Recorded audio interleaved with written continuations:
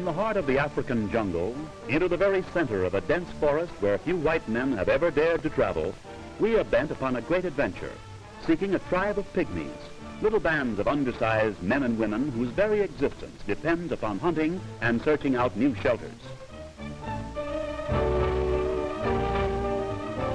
The entire region swarms with pop adders, the most treacherous and the deadliest of African reptiles. The intense heat and the moisture combine to form a mist or haze. There is a strange, indescribable fascination to this most primitive scene, and especially to the giant heather. In England, it grows to a height of 4 feet. Here, it often rises to the height of 40 feet. After many days and nights of uncertain and dangerous travel, we come upon those strange and ever-restless little nomads, Africa's pygmies. They have had a good day of hunting, and we find them feasting on raw elephant meat. The carving, always an important ceremony, is done by the chief, who is always especially conscious of this great honor.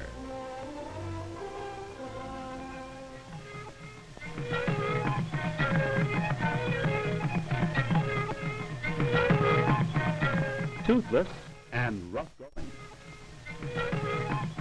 On this day, they seem unusually happy and carefree because they're being well fed, and they know that there is plenty of food ahead for several days to come. We soon learn that the pygmies are planning to build a bridge to span a river infested with crocodiles. Through countless generations, these little people have lost thousands to the terrible monsters. As children, they learn to fear the rivers.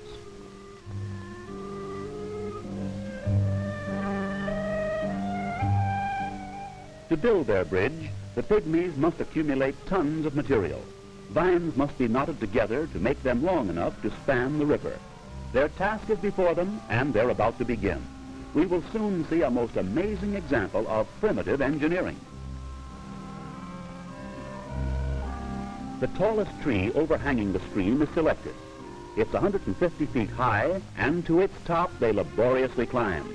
Later, they'll construct a crude ladder of vines.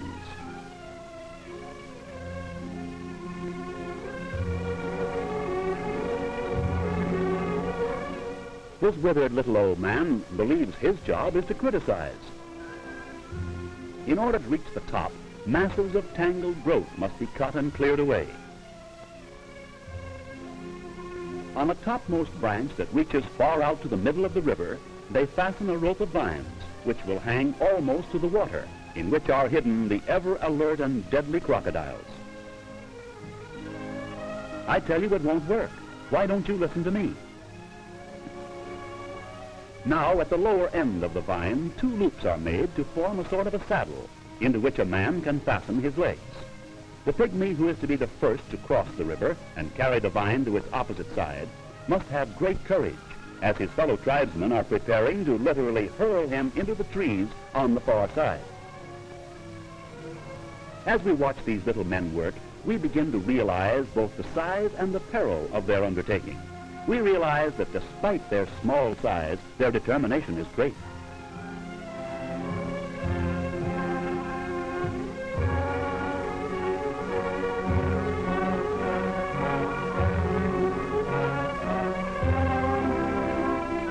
Below, the vicious beasts keep watch.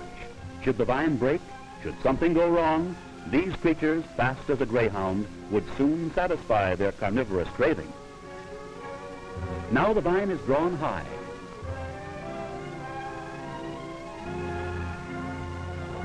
Then, quickly, the holding vine is cut, and there he goes.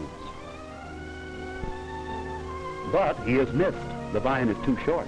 The vine must be moved farther out and lengthened.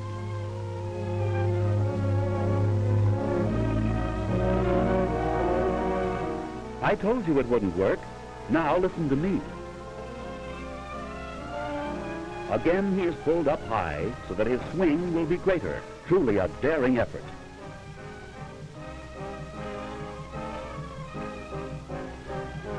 And there he goes again.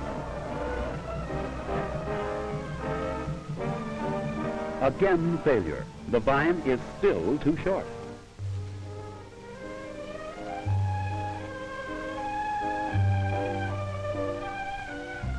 It won't work, I tell you.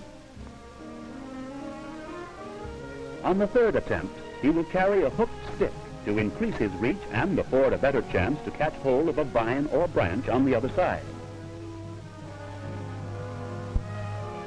This time he is really going up.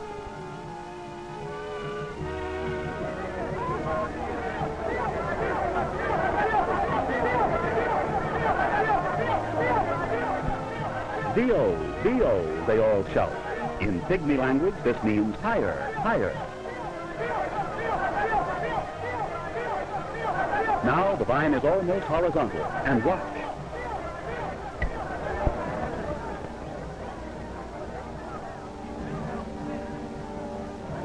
And success comes to these little men of the jungle. See? You could have done it the first time. The drag of the heavy line on this pygmy's frail little body is terrific, but he hangs on, trying to work himself free of the saddle without letting go of the vine. Exhausting work, and especially so with everyone below shouting orders and advice. At last he is out, and the vine is securely fastened. The first man and the first vine are safely across the river. Even the old critic is very pleased. The crocodiles are disappointed. Now begins the equally perilous task of carrying more vines across the river. The little men continue to climb to the top of the huge tree, each carrying their share of the vines.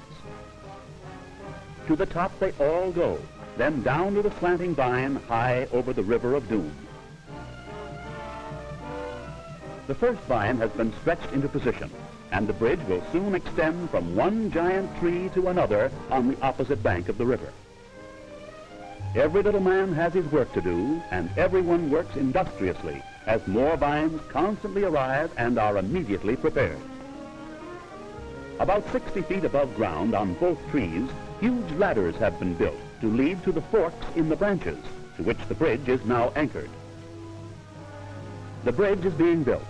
It is being built very high because with the constant alternation of hot sunshine and terrific rainstorms, it may sag as much as 20 feet, and there is no way for the pygmies to raise it once the sag has set in. This primitive bridge, now weighing many tons, is as great an engineering feat to the pygmies as is the building of any of our great modern spans to us. Materials keep pouring in. The efficiency of these little people is truly amazing. Some take turns hunting, for everyone must be fed and fed well while the big job goes on.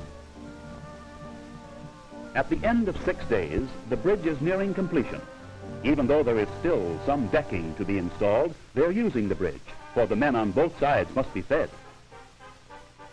On the 8th day, the two teams of workers will meet in the middle of the great span, the span that now extends for 173 feet from tree to tree. It's 50 feet above the water. This friendly little tribe could have built the bridge in less time, but on dark and rainy days they would stop, as we had explained as best we could, that unless the sun shone, photography was out of the question. The bridge is finished. They play with it like children with a new toy. The pygmies have conquered another river and have protected themselves once more against the deadly perils of the treacherous crocodiles that are ever on the alert to seek out their human prey.